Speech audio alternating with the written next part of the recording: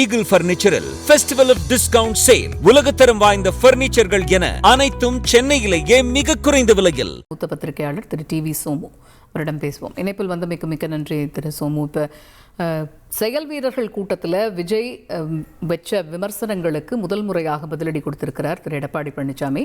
அவருடைய கருத்து பற்றி உங்களுடைய முதற்கட்ட பார்வை. கண்டிப்பா சொல்லதான செய்வாங்க.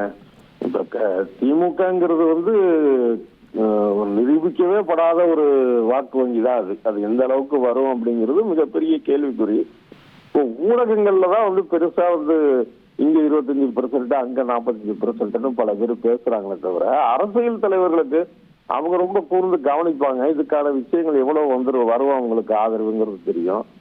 அதெல்லாம் தாண்டி வந்து இந்த கரூர் விஷயத்திலையும் அவருக்கு விஜய்க்கு சாதகமாக கூட அவர் பேசினாரு. ஆனா இது ஒரு அதிமுக களத்திலேயே இல்லை, அதிமுக வந்து ஊழல் கட்சி அது இதுன்னு பேசணும். அப்புறம் ஒரு கட்டத்துக்கு மேல அவங்க என்ன பண்ணுவாங்க, சரி தாவேக்காவை பொருட்படுத்த வேண்டாம்னு நினைச்சவங்க இப்ப தாவேக்காவை விமர்சிக்க ஆரம்பிச்சிருக்கிறாங்க. அந்த விமர்சனம் எல்லாம் கரெக்டு தானே. இப்ப தாவேக்கா கட்சிக்கு அது கூட போனோம் அப்படின்னா நிச்சயமாக வந்து தாவேக்காவே வந்து தனியா நின்றுச்சுன்னா ஒரு தொகுதிக்கு 1000 ஓட்டு 1500 ஓட்டுக்கு மேல சேராது. அதையும் மீறி ஒரு தடவை எடப்பாடி பழனிசாமி சொன்னார், இந்த தாவேக்கா கொடி இருக்கு பாருங்க. அது என்ன அர்த்தம் அப்படின்னு நான் நினைக்கிறேன். அப்படி நானும் இல்லை, எல்லாருமே நினைக்கிற விஷயம். சின்ன சின்ன கட்சியை கூட வந்து அரவணைக்க தான் நினைப்பாங்க பெரிய கட்சிகள். அந்த மாதிரி வந்தா ஒரு 10 சீட்டு கொடுக்கலாம் அப்படிங்கிற எண்ணம் தான் இருக்குமே தவிர, ஆனா இந்த பக்கம் பாத்தீங்கன்னா இவங்க தாவேக்காவுக்கு வந்து தன்னை ஒரு பெரிய சக்தியா ஒரு கற்பனையா நினைச்சுக்கிட்டு சரிக்கு சரியா நினைக்கிறது. சரிக்கு சரின்னு இல்ல, எல்லா கட்சியை விட மேலானவங்க நம்ம.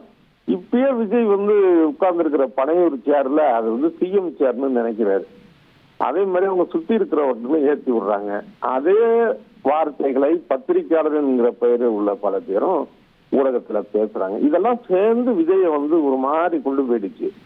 இனிமே வந்து இப்ப ஆளாளுக்கு பதில் சொல்ல. இப்ப டிடிவி தினகரன் சொல்லியிருக்கிறாரு, ஏற்கனவே திமுக கொஞ்சம் கொஞ்சமா பேச ஆரம்பிச்சிருக்கிறாங்க. அப்புறம் காங்கிரஸ் பேசும், இந்த கூட்டணி அந்த மாதிரி விஷயங்கள் முடிஞ்சிருச்சு கிட்டத்தட்ட.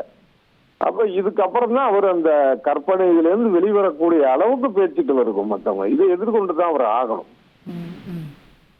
நன்றி திரு சோமு. இணைப்பில் வந்து உங்களுடைய பார்வைகளை பகிர்ந்து கொண்டு மிக்க நன்றி. ஈகிள் பர்னிச்சரில் ஃபெஸ்டிவல் ஆஃப் டிஸ்கவுண்ட் சேல். உலகத்தரம் வாய்ந்த பர்னிச்சர்கள் என அனைத்தும் சென்னையிலேயே மிக குறைந்த விலையில்.